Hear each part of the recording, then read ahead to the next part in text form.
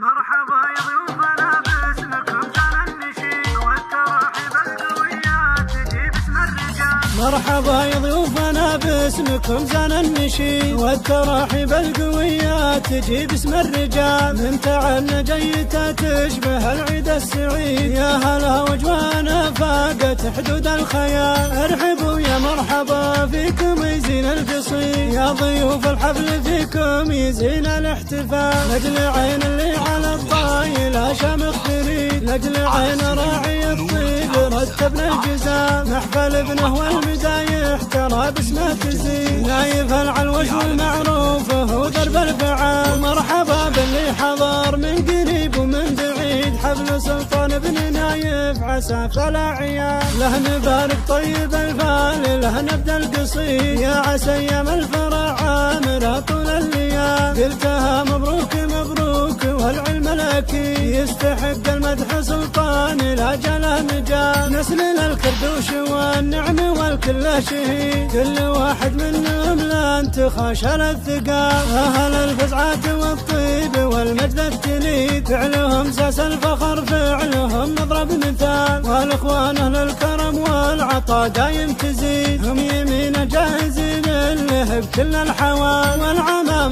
للمواقفهم درع وتيد، صيتهم بين العرب شامخا فوق الطوال. وان ذكرت اخوالها افخار بهم كل يشيد، والمدايح تفخر وتنكتب باسم الخوال. فيهم امدح وافتخر وابدع ابيات القصيد، والنعم تردف نعم باسمهم والشك زال. العمام للمواقفهم درع وتيد، والمدايح تفخر وتنكتب باسم الخوال. مرحبا يا ضيوفنا باسمكم زان النشيد والتراحيب القوية تجي باسم الرجال. من تعبنا جيته تشبه العيد السعيد، يا هلا وجوانا فاقت حدود الخيال. ارحبوا يا مرحبا فيكم يزين القصيد، يا ضيوف الحفل فيكم يزين الاحتفال. لاجل عين اللي على الطايلة شامخ تريد، لاجل عين راعي الطيب رتبنا الجزال. محفل ابنه والمدايح ترى باسمه تزيد، نايف العلوش ومعروف هو درب الفعال. مرحبا باللي حضر من قريب ومن بعيد، حفل سلطان بن